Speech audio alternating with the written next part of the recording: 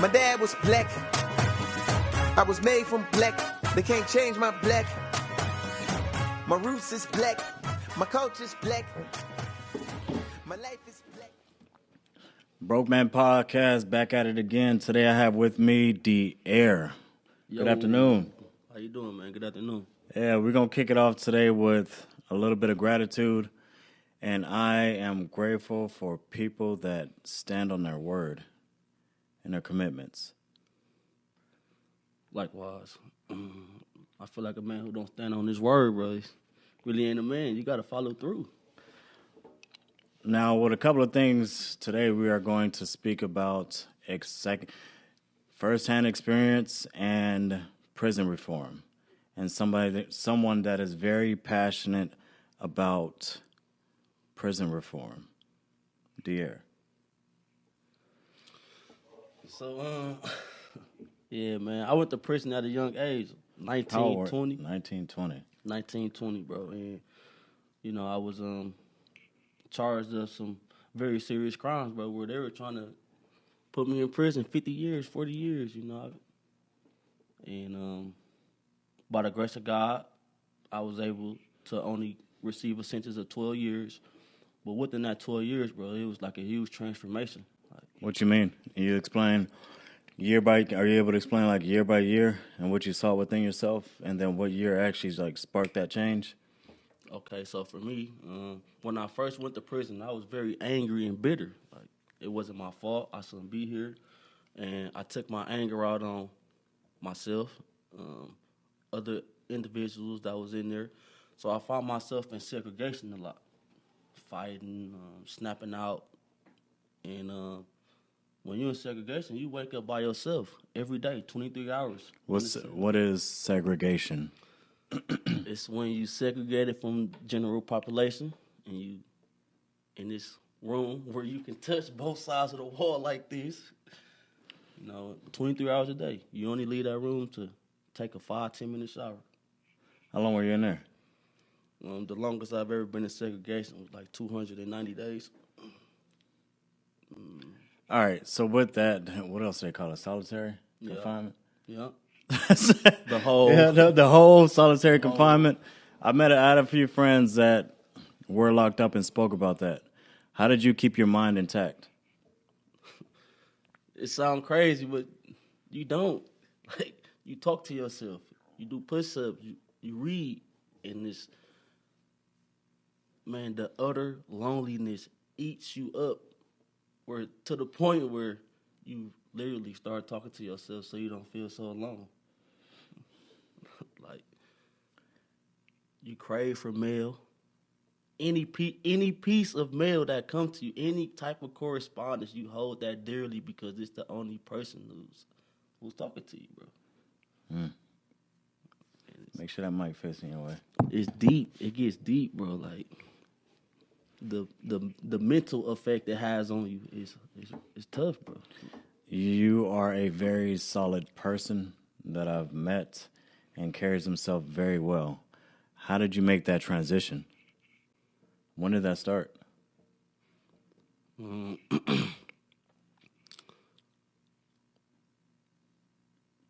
For me, I think it was once I actually realized that the only person I'm hurting is myself. No matter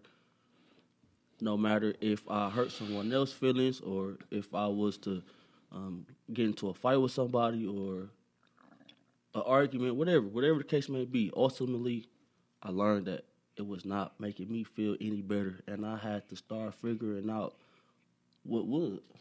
How many years did that take? It started around year 3, but I really didn't get to that point until about year 9. Like, it's a lengthy process. Like, and you talk to yourself, you tell yourself that you're not right, you're not doing good, etc., etc. And you know what you should be doing. However, it be the learned behaviors and the environment and your morals and core values that you were raised on that kind of makes the transition or makes the transformation like really, really hard. And like small examples. Somebody disrespect me while playing basketball. In my mind, from what I was taught from growing up, I react in a way where more so it's a violent reaction. We get into a fight, and then I end up in segregation. But then everything I just worked so hard for it's gone. And I can't blame that guy for calling me out my name that warranted that reaction from me. I can only blame myself. I knew how hard I was working to get to that place where I was, and for me to allow somebody to call me out my name, for me to just throw it all away, only person at fault is myself. So you learned reaction versus response. Reaction versus response. Reacting, they say something, you just react instead of responding appropriately, and that means self-dialogue, inner talk, realizing that it's not worth it, responding appropriately, like, all right, man, you go ahead and do that. Exactly. But I didn't get to that point until I started holding myself accountable. You can't see past. What was the catalyst for that? Like, what sparked that change in year 9 that did all that? No, year 9, I was there. But it started about year 2 or 3, and it took me 6 years to get there. But the turning point for me was when my son would come see me and how he'd break down in tears because he didn't want to leave. And one day he told me like, "Dad, I just want to stay here with you." That broke me. Like, you want to stay in a place like this with me? Like, just to be next to you. Just to be next to me. Like, no, that broke me. So I started figuring out, like, I got to make sure when I walk outside of these gates that when my son tell me stuff like that, I want to stay with you, it's going to be in our own home, playing our game on our couch, us wrestling, us going to the park playing basketball. Not you want to stay in prison with me on a visit. No. So I had to start figuring out how can I prepare myself, or what tools do I need to equip myself with so when I get out of here that I never come back. Thanks for tuning in to another great episode of the BrokeMans podcast. I do hope that you are enjoying this episode. I do ask that you like, comment, and subscribe. It means a lot when you leave a comment and you leave a like. It gets our algorithm pushing so we can reach the front of the YouTube pages so that we can reach more people and let them know that they are not alone. And if you are a supporter of the podcast and you would like to see us grow, please click the link below to purchase sweaters, hats, and T-shirts from our store to help us grow so that we can reach more people and we can do more with the podcast. We do appreciate you listening and your efforts to listen and your feedback. Also, if there's an episode that you would like to have or a conversation that you haven't heard on our podcast yet, please leave a comment below and let us know so that we can get to that conversation and take care of it and reach more people. Thank you for tuning in. Let's get back to this episode. What books were you able to read that gave that to you, man? Other than inner dialogue and self-thought and you processing all that, what else helped you out while you're there? Forgiveness is a Choice by Dr. Robert Enright. My favorite book, bro, because, like, you learn so much about forgiveness, and I had this preconceived notion that forgiveness was for the weak. And it's not, because it actually takes a strong person. Man, extreme strength to be able to forgive somebody. Yes, it does. Especially somebody you love the most. And it takes extreme strength to forgive them and continue to move on. But the hardest person it takes to forgive is yourself. Because once you start to forgive yourself, then you got to admit to yourself all the wrong you have done to the people you love. And that was the hardest for me. And, I lost my grandma a month and a half before I was released. So I went to prison. My son was 7 months old. I got out, he was 10 years old. So essentially, I missed the first 9 years of my son's life and the last 9 years of my grandma's life. The two most important people of my life, like my heart in human form. So once I started really paying attention to that, and I was hurt, but I was more so mad at myself because how could I even make a decision that would take me away from those two people? So I started digging deep. I had to reach within. I had to tell myself that I was wrong. A lot of choices I made, it was not because of somebody else. It was just because of my immaturity and because I didn't know how to regulate my own emotions. I was in my own way. I was my biggest enemy. And all the pain and the trauma that I've endured, I kind of used that as a crutch. It was a justification for all my bad decisions. And once I totally took responsibility for a lot of those things, it was easier to move on with the transformation. But that's the hard part. When that year 9 hit, how much weight fell off your shoulders? When everything really clicked and came together? Everything was gone. And I realized, looking back, year 2, let's say I had 20 bricks in my book bag, and I'm walking around with this book bag. Year 2, I took one out. Year 3, I took a couple more out. Year 4, I probably added a couple more in, but year 5 and year 6 and year 7, I was just taking more out. So by the time I got to year 9, I ain't had no more bricks in that book bag. And it felt good. Got out ready to be a father. I got out ready to be a father, but more than anything, I love my son more than anything. But the first thing I got out to become is just a normal individual. Just like. What do you mean by that? I was free, and I'm not saying free from prison. I'm saying free from all my past trauma, all my generational curses and anger and bitterness and all the old taught behavior and learned core values and morals. I was free from all of that. Like, I was a new man, and I had a second chance at life. And that was it for me, bro. Like, I love. That's when the real change come off. That's when the real. That's when the real change come off. That's when the real change come off. It's not about being in the Department of Corrections, or you're locked up emotionally first, and you are a prisoner of yourself. I think it hits different for every person. It hits accordingly. It hits the right time for every person.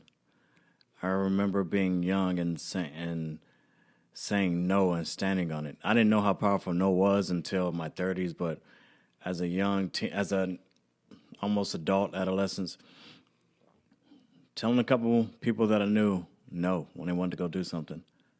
I knew, figuring out how wrong it was, what we were doing, and stopping and making that stand like, I can't do this. My moral compass has been telling me for years, because we're born with that moral compass and it tells us, but we still ignore it. And it got to a point when I knew I had to stop ignoring it. And I was like, it's going to take me too far, and I'm scared to leave the people that I love because of a decision that I made. And that stayed on me, and I had a lot of people around me go to prison and realizing how much they left behind, their kids, everything. And it hit. That hit, and then watching as people around me that I love got addicted to drugs, that hit, that made me that made me never want to sell drugs. It did. I was like, okay, my brother's addicted to drugs. He's ignoring his son. His son needs a father. And then the cycle continues. Like, as we were growing up, I'm like, oh, man, we are part of that. That's one thing for me that was hard to face. I was like, we are literally part of the system. And part of that cycle, one of us has to step out.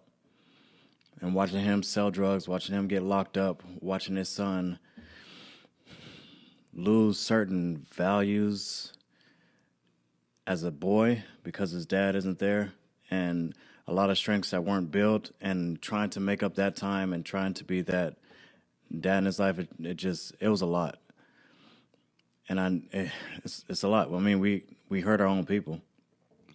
Absolutely. Black people, we hurt our own people. Black, white, Spanish, we hurt people hurt people.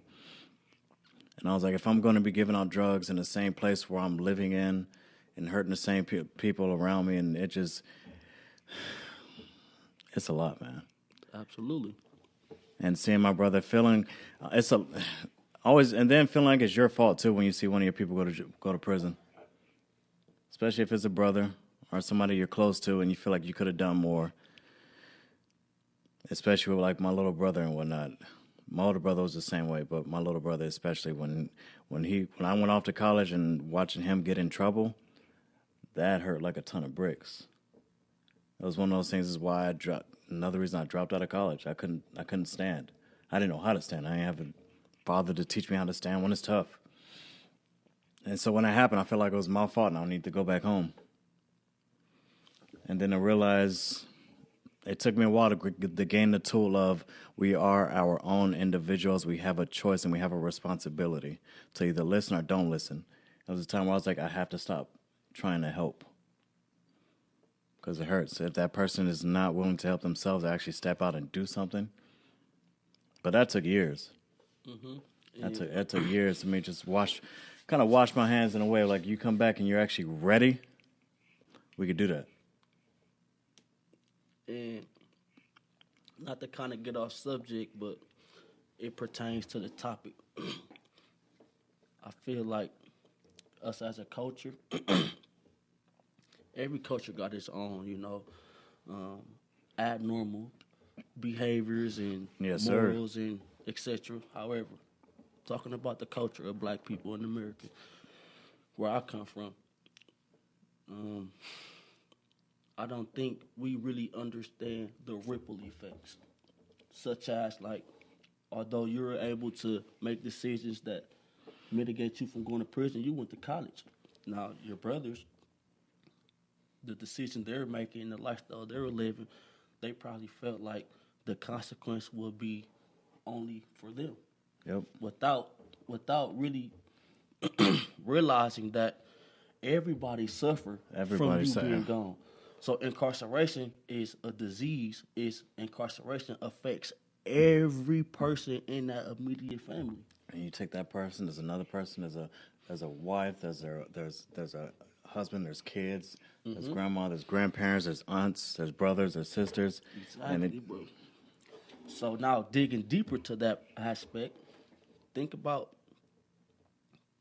how many black people, how many black families have endured some form of incarceration. For the most part, by the father. My dad was incarcerated, where it's more so like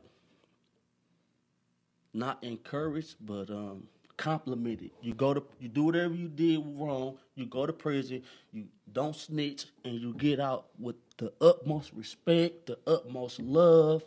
So, what growing boy who really love their father or their uncle or their big brother wouldn't want to follow those same footsteps? Loyalty, quote unquote, that. Yeah. That's my dad. That's my uncle. Look how everybody respects him. Look how you get out of prison, they throw you a party. Getting out of prison is not the same to graduating high school, going to college. But why is it the same amenities? You still get a party. You still get shown love. You still get complimented. Like, that shouldn't happen. I got out of prison. I don't want no party, no welcome home party. Don't take me to dinner, nothing. I'm getting out of prison. I messed up. Now it's time for me to work hard. So, bro, incarceration, it hits deep because surrounding incarceration, now what other core values and morals are we taught that comes with incarceration? That eye for an eye, that undying and unwavering loyalty to people who's not even good to you, but because this is what was taught to us, we will sacrifice ourselves to make a decision we know we don't want to make that could possibly send us to prison. However, we do it anyways because this is what we was taught. That's what we was taught. Digging deeper to that. Go for it. Like, I'm from Milwaukee, Wisconsin. School to prison pipeline is serious, bro. So when I'm going to school and, I was sexually and physically and mentally abused at home. So when I did go to school, I did act out and have these angry outbursts. However, me being 7, 8, 9, 10 years old, when I'm having these angry outbursts, it should have just been that. Instead of focusing on the what, they should have focused on the why. However, they got this system designed for not every time I had an angry outburst, they would document it, suspend me. And then as I become 11, 12, start skipping school, you know, it's like now they're creating a criminal profile for me. Yes. That angriness as a child equates to becoming violent as a teenager. So now I'm a violent offender. Like how? I was only going to school and I was being assaulted at home. So when I did go to school, I act out in ways I shouldn't. However, I wasn't violent. I was angry and sad and didn't know how to properly express my emotions regarding what was going on to me at home. It took me breaking hearts to realize that. It took me breaking hearts to realize that for some reason, inside the black community, there's a lot of sexual abuse.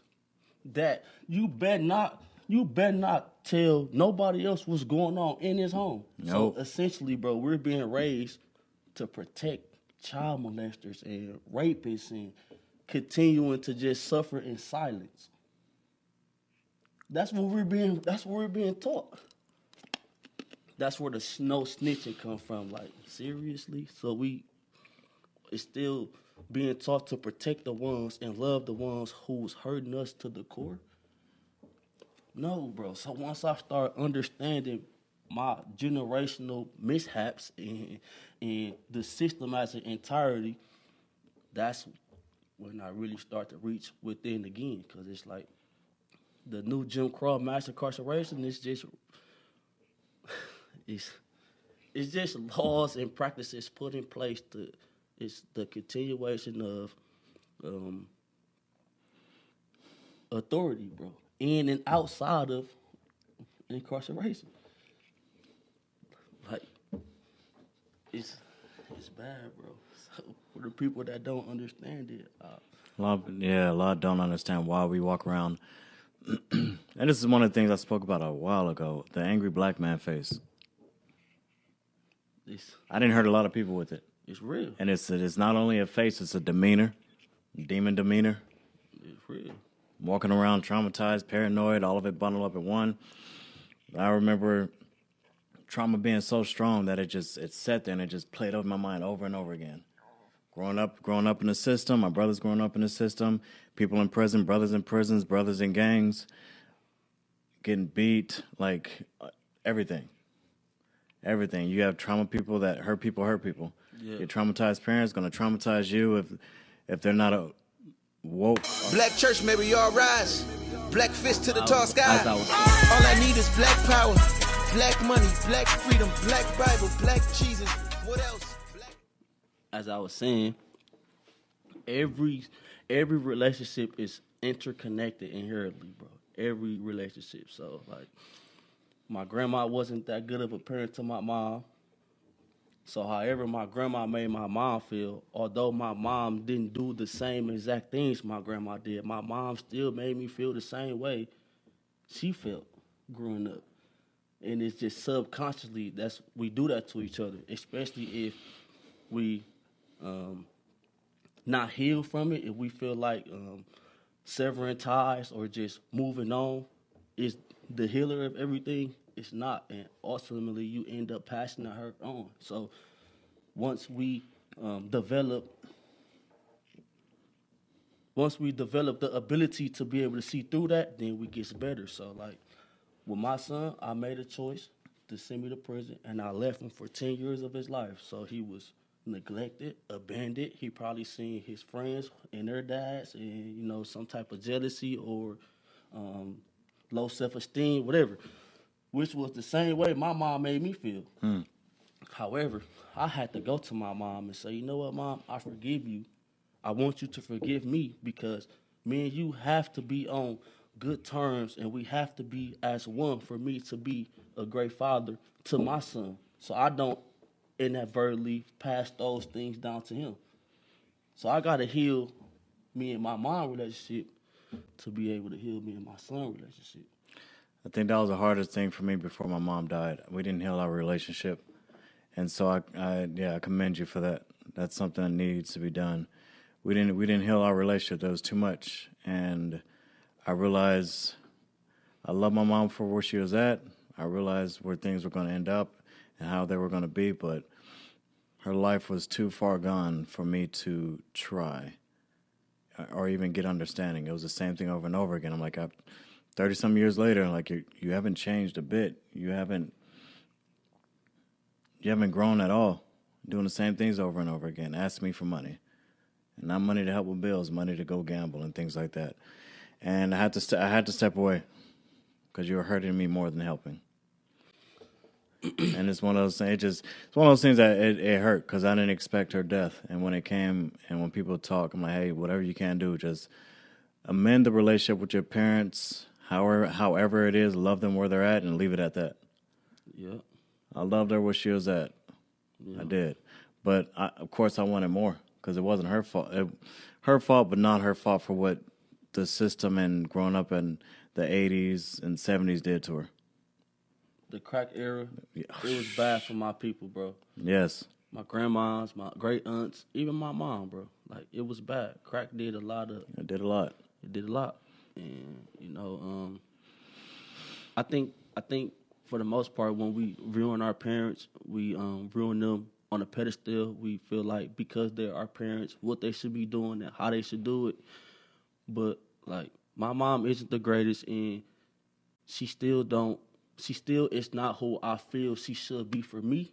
But however, at the same time, that's my own personal expectations. And like you said, we gotta love people where they at. Because like everybody got different abilities. Everybody thrive in different aspects of life. And for the most part, like I love my mom to death. I really do. But I will never understand why she do the things she do. And frankly, I don't want to, because somebody told me before, once you start understanding why people do what they do, then you become them. And once again, I love my mom to death, but I don't want to become that type of parent. So trying to understand why she did what she did or why she continued to do what she does is just like, I don't even look into it. With some people, it doesn't click, so you have to love them where they're at. With some people, their emotional intelligence and self-awareness doesn't grow, and it just they never get there, and that's just life. It just is. It's just life. And so you have to love them for where they're at, and I loved her for where she was at. When she called me, I would talk to her. When she sent me a text, I'll text back. But I couldn't be who she wanted me to be. I couldn't. I couldn't be that. I had to move on. Even with some of my siblings, I have to keep moving. There's a lot in life that I'm trying to get to. We can establish a relationship, but it's tough, man. Growing up inside the system and having siblings that grow up inside the system, also, like, you get separated. You don't know who you are. You're trying to find who you are, and it's just difficult to stay in contact. It's tough. Mm-hmm. There's a lot that goes on with the inner city that a lot of people do not realize. And then it goes into the incarceration as well. Mm-hmm. It's a lot, and all of it's circulating around each other. However, when we do end up in prison, bro, like, and I don't know if it sound bad or if it sound good, but prison, for the most part, was not a bad experience for me, because although I was locked up, I felt free, and all those programs and resources prison had to offer. Once I really started doing those things, bro, I started to feel more confident in myself. I stopped second guessing myself. I started to love myself, accept myself, embrace myself. Like, that was an environment of change, bro. Free because you got an opportunity to have a choice and not stuck in the streets anymore. It's like, okay, I have one direction I can go. I have two directions I can go. Stay here forever. Actually, three. Stay here forever, die, or educate myself. Yeah. And accept where I'm at and go. So it gave you, it broke things down for you, because in the streets, you got so many ways you can go. You got incarcerated and you realize I only have these three choices. Which one you going to pick? It gave you it solidified a choice for you. It brought that down. It gave you freedom. Like, okay, I'm free to actually apply myself. I'm free to actually learn. I'm free to grow. Like, I can be me. I could be me. I could be me. Then I can learn me. I start actually witnessing other black men doing the same, bro, which was unheard of in my community. Oh, please explain. I started meeting guys that was there like for 15 years and still had 20 years to go. So when I'm coming in and I'm angry and I'm bitter and I just want to fight somebody because of how much time I got to do, you know, I'm 19 years old. They telling me I got to do 12 and a half years in prison. That was a lifetime to me. But now when I got these guys that's been in prison just as long as I'm alive and still got decades to go, but how they still wake up with a smile on their face, how they still got this deep and positive perspective on it, how they still see the good in this bad environment. It's like, I want to be like that. That's my role model right there. Somebody that could wake up in a place of pain but still find the happiness in it. So I started going over there having those type of conversations, you know? And once they start saying, if you need anything, you need help, you need this, you need that, at first I waved it off like, man, you know how many guys done told me that, but never really came through for me? But then when I started going to school and I started having these math tests, and when they started getting a little difficult for me, I didn't understand how the teacher was trying to explain it. And I go to these same individuals, and they take the time out their day. Although they're in prison, you still got a lot of things you can do. But they take the time out their day, come sit down with me, and help me get this. So not only am I feel like I could trust him, I could believe in him, but then I'm seeing like this incarcerated black man who's been here for 20 years, look how smart he is. You know what I'm saying? So I started going. Even when I didn't need help, I was still going because I just want to feel that time, man. I just That want to time, feel that. that time and that love. You know? That unconditional love. For real, bro. I ain't had no dad, bro. So when I Yeah. started meeting these guys, like, although I know this wasn't my dad, but it's just what I needed. When I'm waking up and seeing this man who got life, his release day say deceased. This man wake up every morning, drink coffee, read newspaper, play chess by himself. I started going to go sit at that table. I started bringing my own cup of coffee. What you reading? Oh. I never thought a black man had the intelligence to know about politics. So when I started seeing all these black men that were smart, although they were incarcerated, bro, they were geniuses, bro. They were extremely smart, gentle, confident. They were still protective, loving, caring. They wasn't soft. Expressing how they feel did not make them seem or appear soft. It's like, those are the footsteps I need to be walking in. Gentleness, strength, and vulnerability. It's like super hard to do. So I don't even know why is it a preconceived notion growing up for a man to express himself viewed as soft. Like, that's hard. That takes courage. That's strength. That's strength in a man that can be vulnerable and show vulnerability, be soft, gentle, and strong at the same time, and formidable in a way. And it's like, How far do you think that's going to go?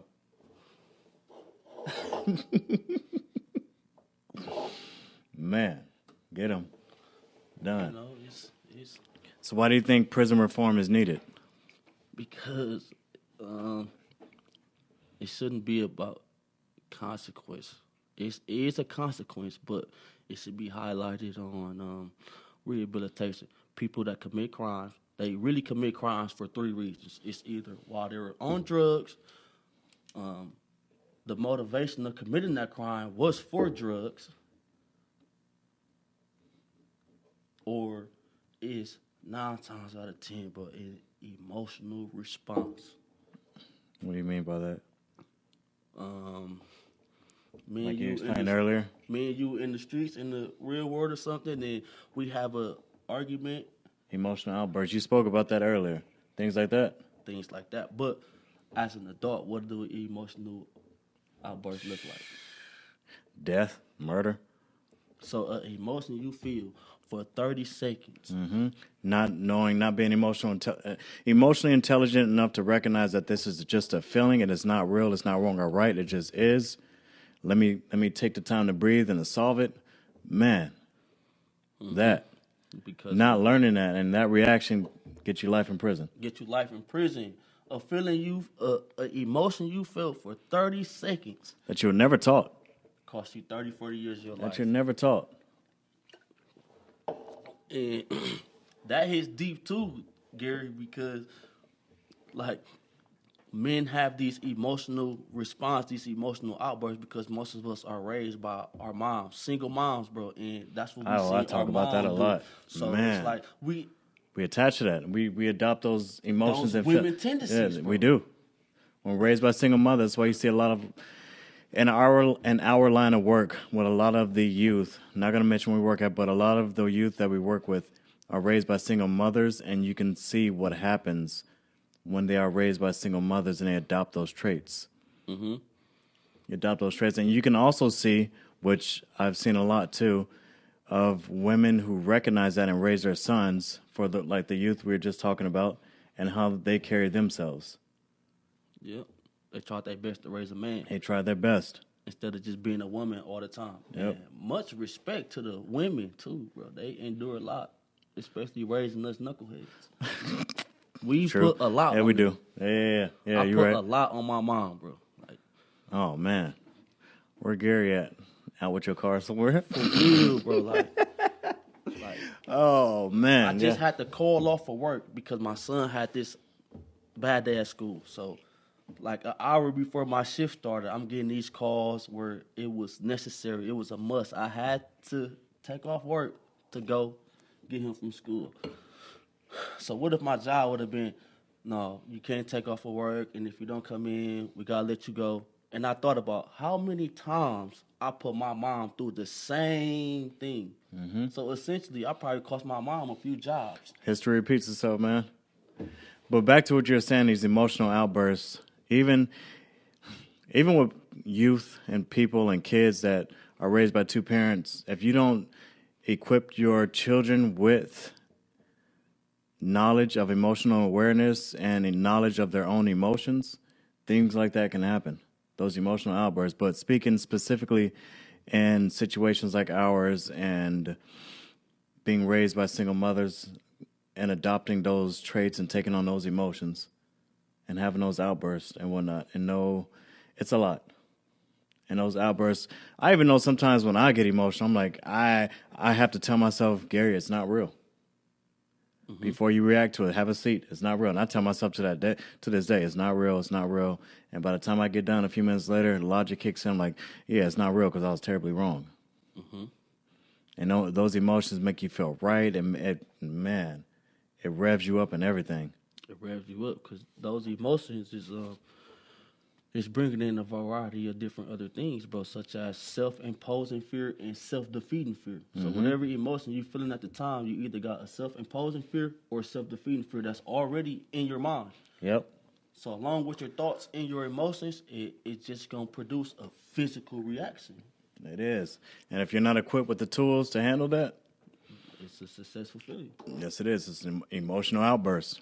And one emotional outburst, you could never have the emotional outburst a day in your life, but that one emotional outburst and you react. It costs like you your life. It costs you your life. And now you always hear, even growing up and watching certain things on TV and seeing certain people after being locked up for years and how much regret they have in their eyes, and they even speak on their regret of doing things, and if they can take it back, they would. But it always is. It's been a lot of times I've seen it and heard it. One emotional outburst. Mm-hmm. Not learning how to control. Self-control, and there's a lot behind it. Not even peer pressure, society pressure, inner city pressure. What's been built on it? What's been built on it, bro? It's generations right here, bro. If you don't snitch, you come out, we're gonna celebrate you. Or you hard for not snitching, you hard for not doing this. Like, how many bodies you got? Like, it's a lot, man. For real, bro. It's a lot. My dad like 50 years old, bro. Been in the streets forever.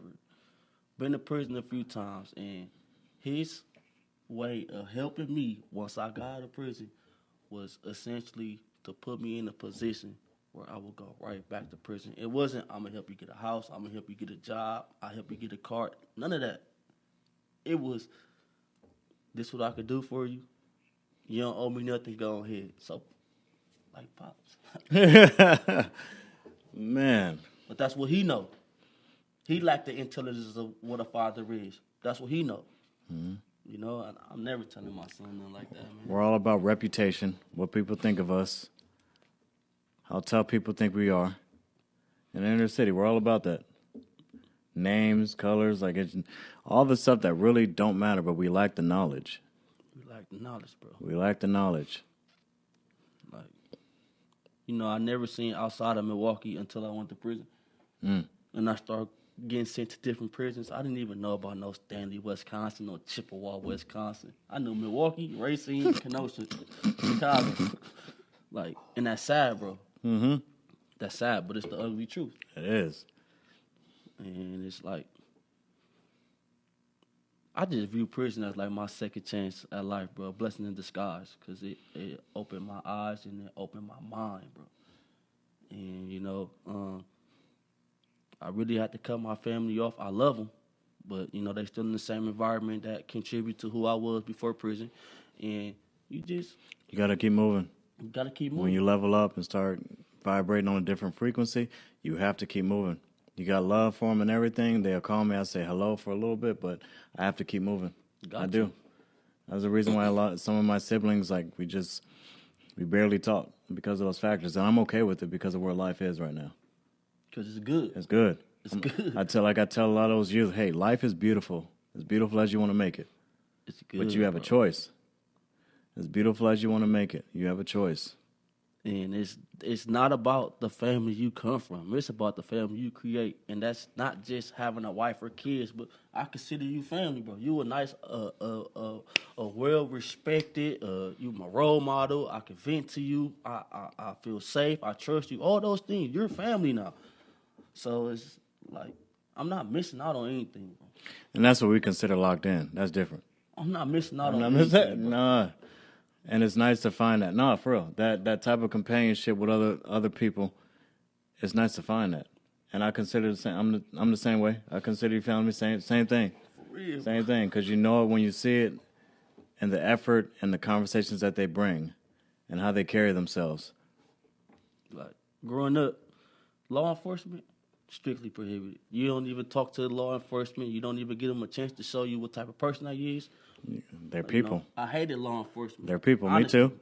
So, but going through what I went through, and now I'm on the other side of it, and I work with someone who used to be in law enforcement, and I love that man to death. Like, he's a great guy. I can trust him. I feel safe with him. Strong, gentle giant. Strong and gentle giant. And he's a brother. I just told him this, like, bro, I'm sorry. He's like, what are you apologizing for? I said, because how I view law enforcement in the past. But now I can honestly say, bro, I feel so safe with you, bro. Like, and I do. And I do. I don't know. It's real.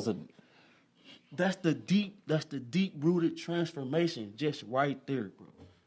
Something I was taught and learned for 20 years. This is you do not trust, you don't love, you hate them, etc.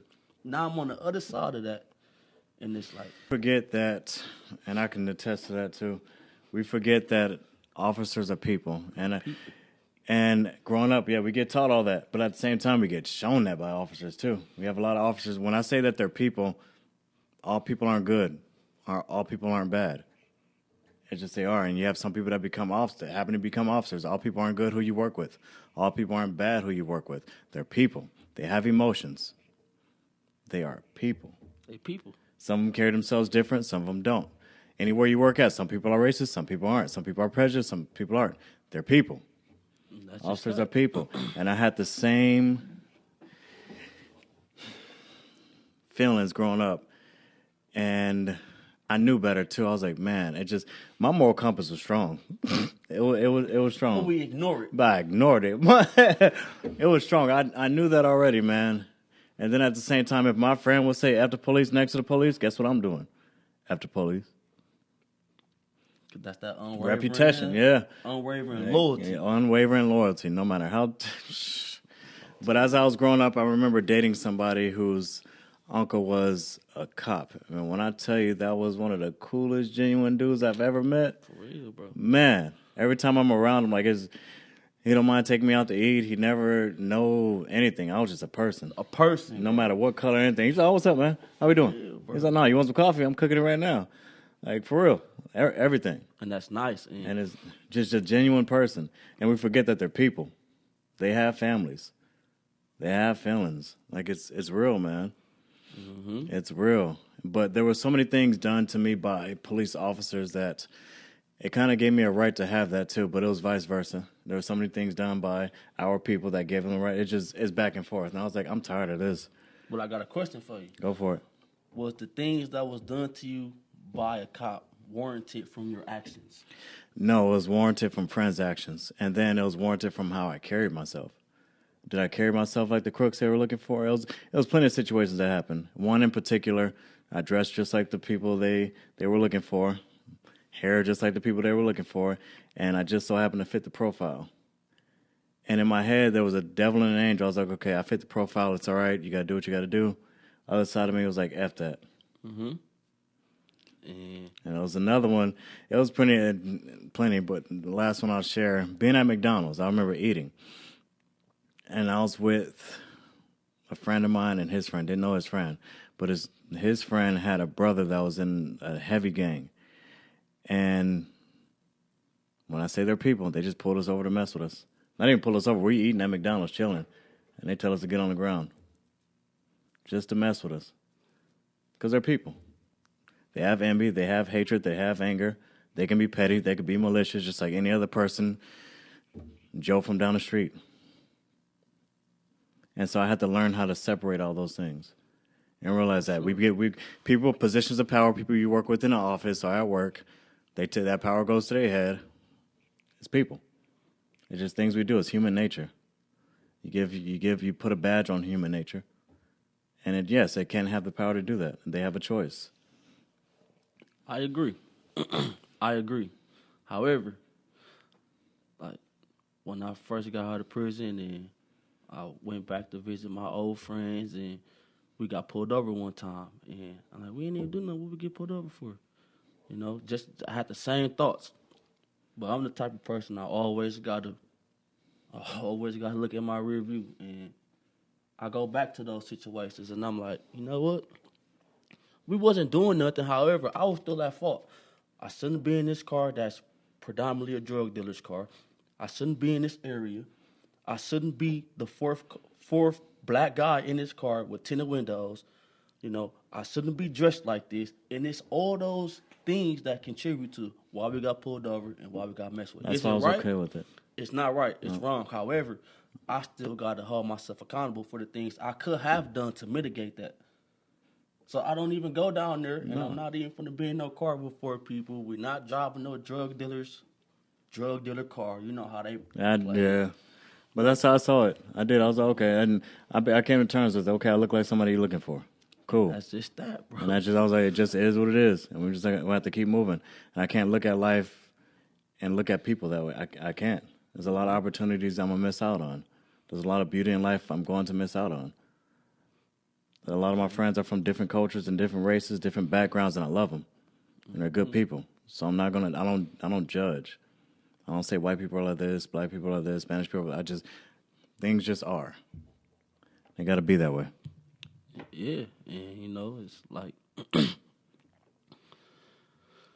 once we start to accept and just embrace each other's change, it gets easier and our differences. It gets better, bro. Embrace our differences. Like, we could look the same color, same build, probably think the same on a lot of things, but we're not the same. Really accepting others' cultures, everyone else's differences, and learning that it's a gift and it's superpower, something I can learn from and take in and make it my own and adopt more perspective and build more self-awareness because their differences could build another strength on top of mine. Man, I love hanging around other races. For real. I do. I do for real. It teaches me a lot, man. A whole lot. I'm like, man. And there's nothing wrong. Just because I have a perspective and how I see life should be this way, but they see it as this way, I've learned to be more than okay with that. I'm like, oh, man. Once you learn that we are different for a reason, it's a good thing. We're different so we can learn more. Let it be. And that's life, bro. Our differences unite us, man. It makes us stronger. Makes us strong. Bro, when I had a lot of white friends when I was in prison. I love those guys, but I was doing so good. I love white people. To go, go ahead, man.